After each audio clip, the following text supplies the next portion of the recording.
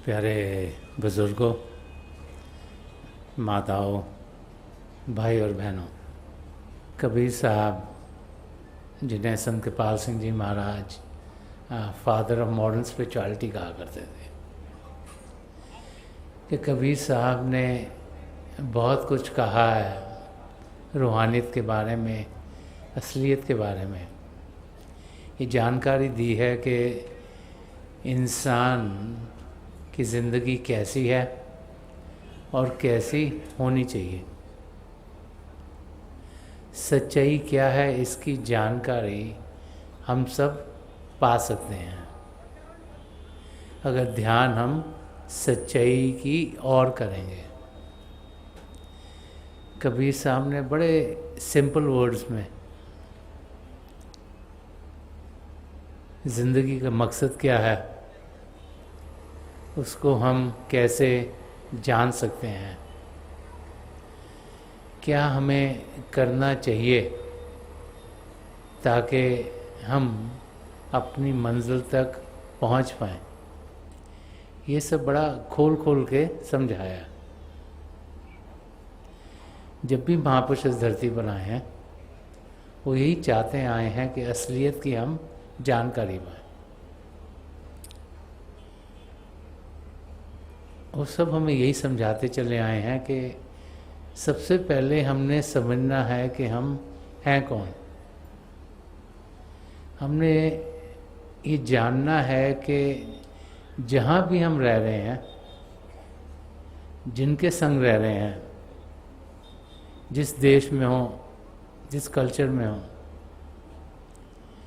कि उसमें जीते हुए असलियत की जानकारी कैसे पाएं। रिश्ता नाता हमारा एक दूसरों के साथ क्या है और फिर हमारा रिश्ता नाता पिता परमेश्वर के साथ क्या है। पिता परमेश्वर जिसने ये सारी सृष्टि रची, जिसके बहाने में सब कुछ होता है, उसका हम अनुभव कर सकते हैं, उनकी जानकारी पा सकते हैं, उनसे मिलाप कर सकते हैं। ये बार बार महापुरुष हमें समझाते चले आए हैं कि हम सब इंसान पिता परमेश्वर को पा सकते हैं अगर हमें ये समझ में आ जाए कि हमारा रिश्ता नाता उनसे क्या है और कौन सा रास्ता अपनाना है ताकि असलियत की हमें जानकारी हो जाए। बहुत से इंसान तो यही समझते हैं कि ये दुनिया जिसमें हम जी रहे हैं यही असली दुनिया। मन इंद्रियों के घाट पर जीते जीते उनके ज़रिए जो हम अनुभव करते हैं उसको ही असली समझ बैठते हैं। महापुरुष समझाते हैं कि ये माया की दुनिया है। माया धोखा का दूसरा नाम है। देखने में कुछ और अंदर से कुछ और। अगर ये समझ आ जाए कि हम माया की दुनिया में जी रहे हैं तो फिर हम असलियत क्या है उसकी और कदम बढ़ा पाएंगे और सिर्फ जो बाहर से दिख रहा है उसमें ही जीकर ही अपनी ज़िंदगी बर्बाद नहीं करेंगे। उस असलियत को हम सब पा सकते हैं, ये भी महापुरुष समझाते हैं। उस असलियत को पाने के लिए हमें जो रास्ता अपनाना है उसके बारे में भी महापुरुषों ने बहुत कुछ कहा है। तो सबसे पहले तो ये जानकारी होना कि हम हैं कहाँ, वो बहुत ज़रूरी है। तो यहाँ कबीर साहब फरमा रहे हैं कि मैं तो आन पड़ी चोरन के नगर, कि ये जानना कि इस समय जब हम यहाँ जी रहे हैं इस दुनिया में तो ये माया की दुनिया, इसको कबीर साहब चोरों की नगरी फरमा रहे हैं। चोरों की नगरी क्यों कह रहे हैं? कि सबसे कीमती जो चीज़ हम सबके पास है वो हमारी ज्वेलरी नहीं, हमारा बैंक बैलेंस नहीं, हमारा घर बार नहीं। सबसे कीमती चीज़ जो हम में से हर एक के पास है वो है कि हमारी सांसें कितनी हैं। उससे कीमती और कुछ नहीं। जैसे ही सांसें खत्म होंगी वैसे ही हम इस धरती से चल बसेंगे। और सांसों के साथ टाइम कनेक्टेड है। कब हम इस धरती पर आए, कब यहाँ से जाना है, ये पहले से ही सीमित है। तो वो समय जो हमें मिला हुआ है, जिसमें इंसान पैदा होता है बच्चे के रूप में, बड़ा होता है, नौजवान होता है, फिर बुज़ुर्ग होता है और फिर चल बसता है, वो समय जो हमारे पास है वो सबसे कीमती है, क्योंकि उसको हम बढ़ा नहीं सकते। और उस समय का इस्तेमाल हमने कैसे किया वो बहुत इम्पोर्टेंट है। ये समय जो हम सबको मिला है, ये पहले अपने आप को जानने के लिए और फिर इस सच्चाई को जानने के बाद अपने आप को पिता परमेश्वर में मिलाने के लिए मिला है। और यहाँ पर कबीर साहब मैं तो आन पड़ी चोरन के नगर क्यों बोल रहे हैं? हमें समझा रहे हैं कि इस दुनिया में जितने भी लोग हैं, हमारे दोस्त, हमारे मित्र, हमारे नज़दीकी, जिनके साथ हम काम करते हैं, जिनके आसपास रहते हैं, वो सब हमारा समय ले रहे हैं। जो हमारा कैपिटल है, जो हमारी सबसे कीमती चीज़ है, उसको चुरा रहे हैं, हमसे ले रहे हैं, क्योंकि वो समय हमें इन सब के साथ बर्बाद नहीं करना। वो समय हमें अपने आप को जानने में लगाना है और पिता परमेश्वर को पाने में लगाना है। संत कृपाल सिंह जी फरमाते थे कि every deviation from Godhead is a sin, कि वो समय जो पिता परमेश्वर की ओर से परे हुआ वो खराब ही खराब है, क्योंकि वो समय बर्बाद हो गया और समय वो वापस नहीं आ सकता। वो किसी तरीके से हम उसको वापस ला नहीं सकते। तो हम समय का सही तरीके से इस्तेमाल करें।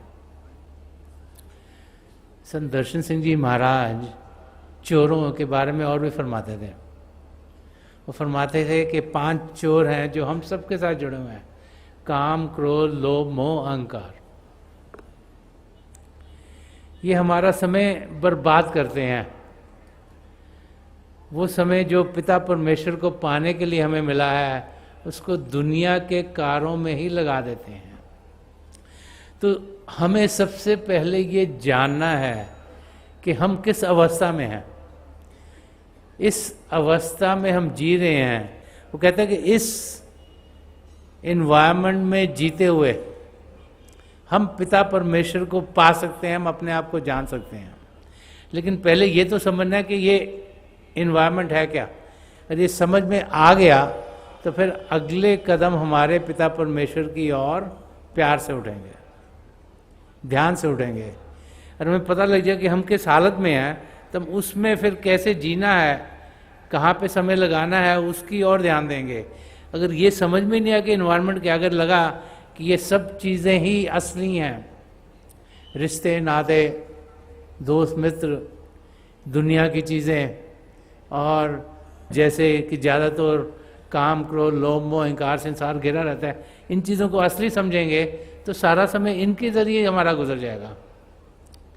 लेकिन अगर समझ लिया कि ये तो चोरों की नगरी है, ये हमारे असली आपे को हमसे चुरा रहे हैं, तो फिर हम वो करेंगे जिससे कि हम जो असलियत हमें मिली है उसका फ़ायदा उठा पाएँ। असलियत हम सबको दी गई है, असलियत की जानकारी हम पा सकते हैं, लेकिन पहले ये मालूम होना चाहिए कि हम हैं कहाँ। तो समझा रहे कि मैं तो आन पड़ी चोरों के नगर, सत्संग बिना जिया तरसे। फरमा रहे हैं कि इस दुनिया में जहाँ मैं अपने आप को पा रही हूँ, जब हम अपने आप को देखते हैं, कि यहाँ पे हर एक चीज़ हमें दुनिया की ओर लेके जा रही है। ये दुनिया जो टेम्पररी है, जो सदा सदा के लिए रहेगी नहीं, जो चंद क्षणों की है, और जितना ध्यान उस दुनिया की ओर करेंगे तो जो असलियत है, जो सदा सदा के लिए रहने वाली चीज़ है, वो हमें मिलेगी नहीं। तो वो कहाँ मिलती है हमें? सत्संग में। कि सत्संग बिना जिया तरसे। जब ये समझ में आ जाता है कि चोरों की नगरी है जिसमें हम फंस गए हैं, जिसमें हम भेजे गए हैं, जिसमें हम आ गए हैं, तो फिर जहाँ से असलियत मिलेगी उसके लिए इंसान तरसता है। सत्संग के लिए क्यों तरसता है? सत्संग का मतलब है, सत का मतलब सच, संग का मतलब उसके साथ रहना, सत्संग का मतलब है सच्चाई के साथ रहना। जब एक किसी पूर्ण महापुरुष के चरण कमलों में हम पहुंचते हैं तो हमें सच्चाई क्या है वो दर्शाया जाता है, हमें समझाया जाता है कि हम असली मायनों में शरीर नहीं, हम असली मायनों में एक रूह है, एक आत्मा है, एक सोल है, एक स्पिरिट है जो इस शरीर को जान दे रही है। वो आत्मा चेतन है, वो आत्मा प्रभु के प्रेम से भरपूर है। उस आत्मा में और आत्मा से मिलन की चाहत है, और उस आत्मा में पिता परमेश्वर जिसका वो अंश है उससे मिलाप करने की चाहत तेजी से जागृत है। लेकिन उसके ऊपर क्योंकि मन माया के पर्दे पड़े हैं, उस आत्मा की ओर इंसान का ध्यान जाता नहीं, हम बार बार ही रह जाते हैं। ये बड़ी बड़ी रोशनी है, इसके ऊपर आप 4 मोटे मोटे कंबल डाल दो तो रोशनी दिखेगी नहीं। वही हालत हमारी आत्मा की है, इसके ऊपर मन माया के बहुत पर्दे पड़े हैं, वो असलियत बाहर आती नहीं। मन इंद्रियों के घाट पे जिएंगे, कभी उस असलियत को देखेंगे नहीं। तो सत्संग बिन जिया तरसे, कि सत्संग में हम पहुंच नहीं पा रहे, सच्चाई का हम संग नहीं कर रहे, हम बाहर की दुनिया में, मन माया की दुनिया में जी रहे हैं और समय बर्बाद हो रहा है। इसलिए सच्चाई का संग करने को तरस रहा है इंसान। अंदर से आत्मा तड़प रही है कि मुझे सच्चाई मिले, मुझे सच्चाई मिले, मैं उसके संग हूं। लेकिन मन इंद्रियों का भाव इतना ज़्यादा है कि उस और हम जा नहीं पाते। जब हमें ये समझ में आ गया, फिर हम अंदर से कुछ कदम उठाएंगे जो हमें सच्चाई की ओर लेके जाएंगे। आगे कभी सफर मारें कि इस सत्संग में लाभ बहुत हैं। सत्संग बिना जिया तरसे। जिया क्यों तरस रहा है? क्योंकि उस सत्संग से हमें लाभ ही लाभ मिलते हैं, कि इस सत्संग में लाभ बहुत है। तो सत्संग में जाके लाभ क्या मिलते हैं? जब भी हम किसी पूर्ण महापुरुष के सत्संग में जाते हैं, वो बार बार बार हमें समझाते हैं कि असलियत शरीर में नहीं, मन में नहीं, दिमाग में नहीं, असलियत आत्मा में है। और वो आत्मा परमात्मा का अंश है, और उस आत्मा में प्रभु का प्रेम भरा हुआ है। और जब वो आत्मा अपने आप को उस रूप में जानेगी तो प्रभु का प्रेम उसमें से लबलबाएगा और वो प्रभु की ओर खिंचना शुरू हो जाएगी। उसमें कशिश है पिता परमेश्वर को पाने की, लेकिन उसमें जागृति होनी ज़रूरी है। अब जब हम सब छोटे थे तो स्लीपिंग ब्यूटी की कहानी सुना करते थे कि एक प्रिंसेस थी, वो उसको कोई श्राप मिल गया किसी कारण, और वो जैसे सो रही थी और हर समय सोती रहती थी। उसको किसी चीज़ का कोई मालूम नहीं, क्योंकि जब इंसान सोया होता है उसको चेतन नहीं है, उसको कुछ मालूम नहीं उसके आसपास क्या हो रहा है। तो वो सोई हुई थी और उसको वरदान यही था कि जब एक प्रिंस चार्मिंग आएगा और उसे उस नींद से उठाएगा तब वो उठ पाएगी और उसको हर एक चीज़ की जानकारी होगी। वही हालत हमारी है। हमारी आत्मा इस समय मन इंद्रियों के पर्दे में आकर उसके दायरे में फंस गई है, सो रही है। जब एक पूर्ण महापुरुष की नजर करम हम पर पड़ती है, जब उनकी दिव्य ज्योति हमारी ओर आती है, जब वो अपनी ओर से हमारे शिव नेत्र को खोल देते हैं, अपनी तवज्जो देकर अपनी कमाई का हिस्सा हमें देते हैं कि शिव नेत्र खुले, तब असलियत हमारे सामने खुलनी शुरू हो जाती है। और जब हमारे सामने असलियत खुलती है तो हम अनुभव करते हैं कि हम शरीर नहीं, हम आत्मा हैं। और फिर उस आत्मा में प्रभु के लिए प्रेम जागृत होना शुरू होता है। और बार बार बार सारे धर्म ग्रंथ हमें ये समझाते हैं कि वो भाई बहन जिन्होंने प्रेम किया वो ही पिता परमेश्वर को पाने के लायक हैं। प्रभु प्रेम के महासागर हैं, हमारी आत्मा उनका अंश होने के नाते उसी प्रेम के महासागर की एक बूंद है। और प्रभु को पाने का रास्ता भी प्रेम का रास्ता है, क्योंकि जो प्रेम का रास्ता है वो दो को एक कर देता है कि प्रेम गली अति सांकरी जा में दो ना समय, कि जो प्रेम की गली है वो दो से एक करती है। और हमने अपनी आत्मा का मिलाप परमात्मा में कराना है, द्वैत की जिंदगी छोड़कर एकता की ओर जाना है।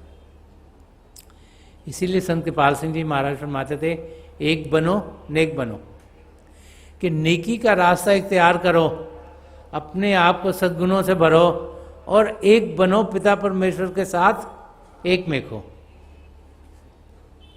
वही संत महापुरुष हमें समझाते हैं। सत्संग का सबसे पहला लाभ ये है कि असलियत की हमें जानकारी मिलती है। असलियत को जानने के साथ साथ फिर जो इस दुनिया का ज्ञान है जो कि हम बाहर से लेते हैं, लेकिन जो उस दुनिया का ज्ञान है वो हमें मिलता है, जिसे पराविद्या कहा गया। ये जो बाहर का ज्ञान है इसे अपरा विद्या कहा जाता है, ये बाहर की दुनिया का ज्ञान है। लेकिन इस दुनिया के आगे और दुनिया भी हैं, इस जहां के आगे जहां और भी हैं, और जो उन जहानों का ज्ञान है जिन्हें चिदाकाश कहा जाता है, जो अंदर की दुनिया है, उसके ज्ञान की जो विद्या उसे पराविद्या कहा जाता है। जब हम सत्संग में जाते हैं, एक पूर्ण महापुरुष के सत्संग में जाएंगे तो वो हमें पराविद्या का ज्ञान देंगे। अंदर की दुनिया क्या है, ये पिंड के देश के आगे क्या है, अंड का देश, ब्रह्मांड का देश, पार ब्रह्मांड का देश, सचखंड का देश, और वहाँ पे हम कैसे जा सकते हैं। जब ये शिव नेत्र खुलता है तो वो युक्ति बताते हैं, तरीका बताते हैं, जिसके जरिए हम अंदर के मंडलों में उड़ान कर सकते हैं, जा सकते हैं और उनकी जानकारी पा सकते हैं।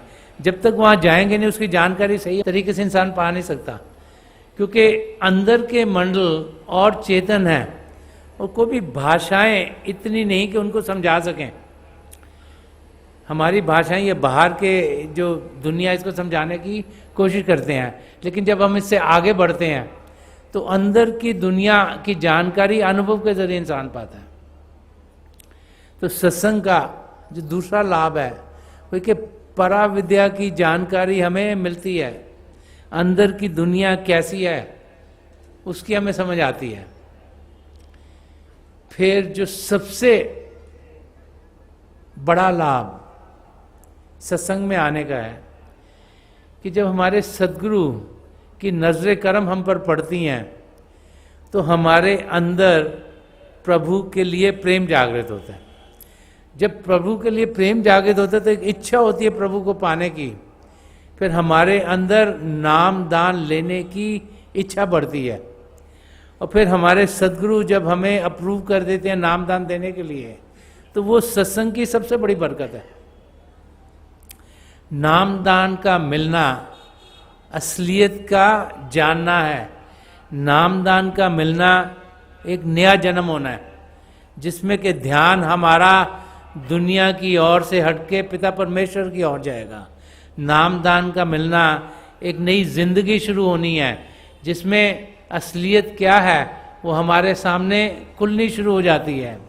नाम दान का मिलना एक प्रोटेक्शन मिलना है कि जो कर्मों का हमारे पर बोझ पड़ा है, वो जो सबसे बड़ा बोझ है, जो संचित कर्म है, वो तो नामदान के समय सारे हट जाते हैं।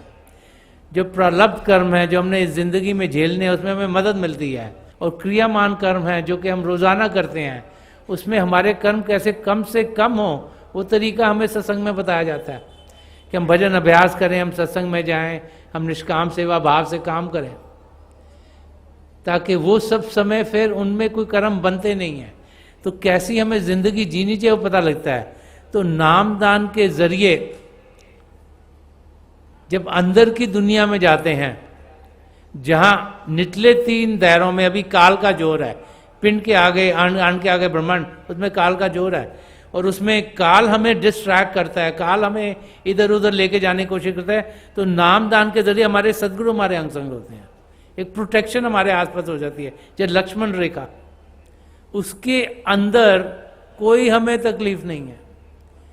जब हम अंदर की दुनिया में बढ़ते हैं, हमारे सदगुरु हमारे अंग संग होते हैं, तो काल की कोई ताकत हमें तंग नहीं कर सकती। तो सत्संग में आने के बहुत से फायदे हैं। अब देखो यहाँ तरह तरह के लोग बैठे हुए हैं, तो इंसान को लगना शुरू हो जाता हम सब एक ही हैं, हम अलग अलग नहीं। हम इकट्ठे बैठ सकते हैं, मिलजुल के बैठ सकते हैं और एक दूसरे को प्रेम कर सकते हैं।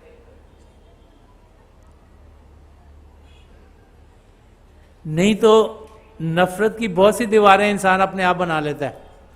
कोई कहता है मैं पढ़ा लिखा हूं, मैं इनसे ही मिलूंगा, कोई कहता है मैं अमीर हूं, मैं इनसे ही मिलूंगा, कोई कहता है कि मैं इस देश का हूं, मैं उनसे ही मिलूंगा, कोई कहता है इस रिलीजन को फॉलो करता मैं उनसे ही मिलूंगा।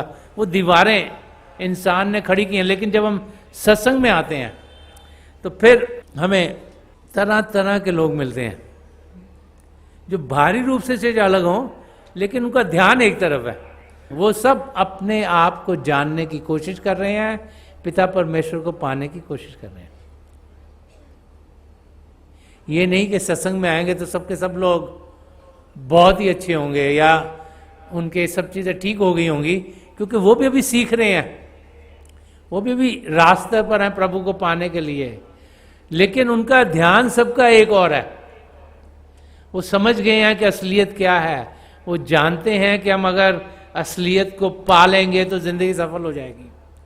तो सत्संग में आने के बहुत से फायदे हैं, क्योंकि हमारे सदगुरु से रूहानी किरणें हमारी और आ रही हैं, और जो पात्र होगा, रिसेप्टिव होगा, वो उन्हें पाएगा, और वो असलियत उसकी आंखों से, उसके दिल से, उसकी रूह तक पहुंचेगी, और असली मायने में सदगुरु क्या है तब उसे समझ में आएगा। तो वो सत्संग में आके ही मिलता है। और इसीलिए फरमा रहे हैं कि जो गुरु क्या है उसकी हमें जानकारी सत्संग में होती है कि तुरंत मिलावे गुरु से। गुरु ने क्या दिया, ये कबीर साहब ने एक जगह और फरमाया कि वस्तु अगोचर दई सदगुरु ने भली बताया बाता, कि सदगुरु ने वो चीज दी जो दिखती नहीं। अब नाम क्या है वो तो दिखता नहीं, जो हमारी समझ सही हो गई वो भी नहीं दिखती कि समझ सही कैसे हो गई। अंदर से हमें बदलाव आ गया वो भी दिखता नहीं। कि वस्तु अगोचर, अगोचर वो जो चीज दिखती नहीं, दी सदगुरु ने, और भली बताई बाटा, और जो अच्छा रास्ता है, जो सही रास्ता है वो हमें बता दिया, वो हमें दिखा दिया। कि सत्संग में आकर हम असलियत की ओर बढ़ पाते हैं। सत्संग में आकर हम अपने आप को जानते हुए पिता परमेश्वर को पा सकते हैं, और सत्संग के लाभों के बारे में यहाँ हमें कबीर साहब फरमा रहे हैं। आगे बता रहे हैं कि ज़्यादातर लोगों की क्या हालत है। कह रहे मूर्ख जन कोई सार ना जाने। जो असलियत को नहीं जान पा रहा उसको यहां मूर्ख आ गया कि एसेंस जिंदगी का क्या है। जिंदगी, ये जो प्रभु ने हमें ये मानव चोला दिया, किस लिए दिया है, इसका मकसद क्या है, यहाँ जीने का सार क्या है। हम तो सिर्फ इस धरती पर इसलिए तो नहीं आए कि बच्चे हो के थोड़े बड़े हों पढ़े लिखे नौजवान हो, अपनी फिर शादी हो और अपनी फैमिली बढ़े, उनके लिए कमाएं, और बुजुर्ग हो गए चल बसे। इंसान यहाँ असलियत की जानकारी पाने के लिए आया। हम सब यहाँ आए हैं अपने आप को आत्मिक रूप में जानने के लिए। हम सब यहाँ आए हैं पिता परमेश्वर को पाने के लिए। तो ये समझा रहे हैं कि मूर्ख जन कोई सार न जाने कि असलियत क्या है, उसकी आम इंसान को कोई जानकारी नहीं। और फरमा रहे हैं कि सत्संग में अमृत बरसे, कि जब हम सत्संग में आते हैं तो वहां में अमृत मिलता है। तो अमृत क्या है? कोई मिठाई तो नहीं, कोई शहद नहीं, कोई मिठास नहीं।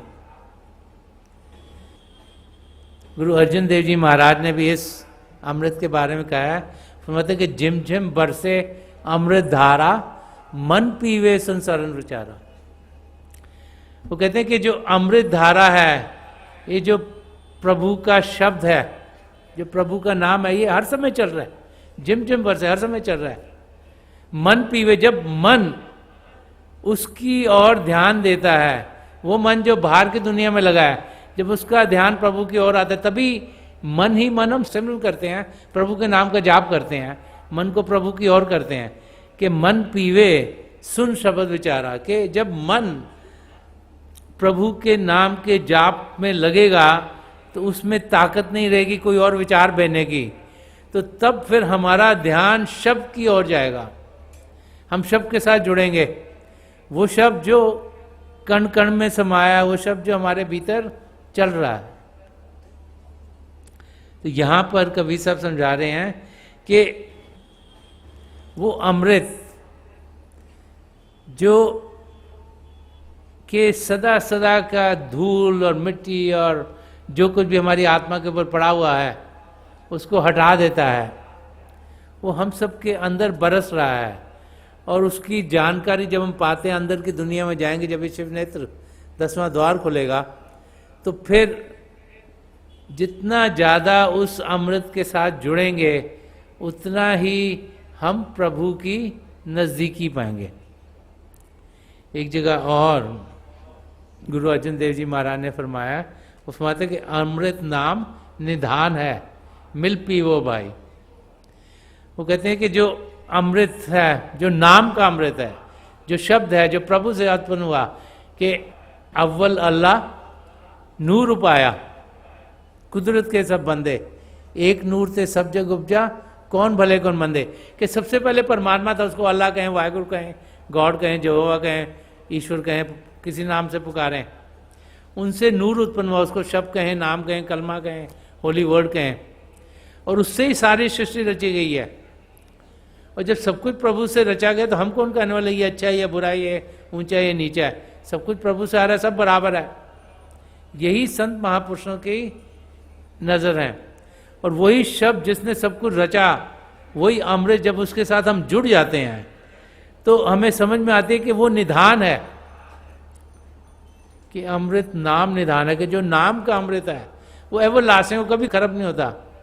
कि मिल पियो भाई, कि मिलजुल के उसको पियो, तो वो सत्संग में होता है। जब सत्संग में आते हैं तो हम सब उस नाम और उस शब्द के साथ जुड़ते हैं, और हम एक दूसरे के साथ बैठकर मिलजुल कर प्रभु की याद में जब बैठते हैं, तो फिर वो ताकत जो हमें अंदर मिलती है, जो शब्द के साथ जुड़ना है, उससे जो मन माया के पर्दे हैं वो हटने शुरू हो जाते हैं। और जैसे ही वो हटते हैं, असलियत हमारे अंदर जागृत होती है, और वो असलियत जागृत होगी तो हम फिर अर्शों की ओर बढ़ना शुरू हो जाते हैं। बार बार बार जब भी महापुरुष आए हैं, उन्होंने ये हमें समझाया है कि जिंदगी प्रभु को पाने के लिए, और हम कैसे जीते हैं और जिंदगी बेकार कर देते। अगले वर्स में कबीर साहब समझा रहे हैं, वो कह रहे हैं शब्द सा हीरा पटक हाथ से, कि शब्द हमारे अंदर चल रहा है, प्रभु ने हमें दिया हुआ है, हमारे अंग संग हमारे साथ है, उसको हम पटक देते हैं, उसको दूर कर देते हैं, उसकी ओर ध्यान नहीं देते। कि शब्द सा हीरा पटक हाथ से, मुट्ठी भरी कंकर से, कि जो असलियत तो हमारे पास है वो तो हमने फेंक दी और कंकड़ से मुट्ठी भर ली कि असलियत प्रभु ने दी है, ये मानव चोला दिया है, इसमें सब कुछ दिया है जो हमें चाहिए अपने आप को जानने के लिए, पिता परमेश्वर को पाने के लिए। इसको हरि मंदिर कहा गया है, पिता परमेश्वर इसमें बसते हैं। उस और हम ध्यान नहीं देते और ये जो माया की दुनिया है इससे लगाव कर रहे हैं, जो बाहर के लोग हैं इनसे लगाव कर रहे हैं और सोच रहे हैं कि ये असली हैं, लेकिन असलियत हमारे अंदर है। तो समझा रहे हैं कि किस किस्म की जिंदगी हमें जीनी चाहिए। एक ऐसी जिंदगी जिसमें कि असलियत की ओर हमारा ध्यान हो, तभी हम अपनी मंजिल तक पहुंच पाएंगे। और आखिर में फरमा रहे हैं कि कहें कबीर सुनो भाई साधो, सूरत करो वही घर से। वो फरमा रहे हैं कि और साधो मेरी आप बात सुनो, मेरी बात मानो कि जो सूरत है उसको अपने घर की ओर करो। ध्यान है जो हमारा सूरत का बाहरी रूप है, जो बाहर की दुनिया में जा रहा है, उसको हटाकर अंदर की ओर करो। गुरु अर्जन देव जी महाराज ने फरमाया कि सब कुछ घर में बाहर ना ही, बाहर टोले सो भरम बुराई, कि सब कुछ इंसान के अंदर है, सब कुछ हमारे भीतर है। हम भीतर की दुनिया में ध्यान दें, अंदर की दुनिया की जानकारी पाएं, अंदर की दुनिया में खुद जाएं, उसका अनुभव करें, हमें मालूम पड़ेगा कि अंदर की दुनिया कैसी है। संत दर्शन सिंह जी महाराज ने उस यात्रा के बारे में फरमाया कि खाक से ताबा क्या कशा, हमने तो जब किया सफ़र, इश्क मिला कदम कदम, हुस्न मिला नज़र नज़र। वो कहेंगे जब मैं इस शरीर से ऊपर उठा, अंदर की दुनिया में गया, और अंदर की दुनिया जैसे मैं बढ़ता गया तो हर एक कदम में मुझे प्रभु का प्रेम मिला और हर एक नज़ारा और खूबसूरत था और खूबसूरत था और खूबसूरत था। क्योंकि अंदर की दुनिया, चेतन दुनिया, वो माया की दुनिया कहीं ज़्यादा खूबसूरत है, कहीं ज़्यादा प्रेम से भरपूर है। और कबीर साहब इस शब्द के ज़रिए हमें समझा रहे हैं कि हमें कदम असलियत की ओर बढ़ाने, हमें जानना है कि हम कहाँ पर हैं, ये जानना है कि यहाँ पर जीते हुए, इस दुनिया पे जीते हुए हम पिता परमेश्वर को पा सकते हैं। ध्यान अंदर की दुनिया में करना है। ये जब शिव नेत्र खुलता है, 10वां द्वार खुलता है, तो हम अंदर की दुनिया में बढ़ पाते हैं। अपनी सदगुरु की मदद से जब अंदर की दुनिया में जाते हैं तो हम प्रेम की दुनिया में पहुंचते हैं और फिर पिंड से अण में, अण से ब्रह्मांड में उसको पार करते, पार ब्रह्म में उसको पार कर सचखंड में पहुंचते हैं, जहाँ हमारी आत्मा का मिलाप परमात्मा में होता है। और वही जिंदगी जीने का देह है। इसीलिए हम इस धरती पर आए हैं, अपने आप को जानना और पिता परमेश्वर को पाना, self realisation and God realisation. और हम सब ये कर सकते हैं। प्रभु ने हम सबको वो सब दिया है जो हमें चाहिए अपने आप को जानने के लिए और पिता परमेश्वर को पाने के लिए।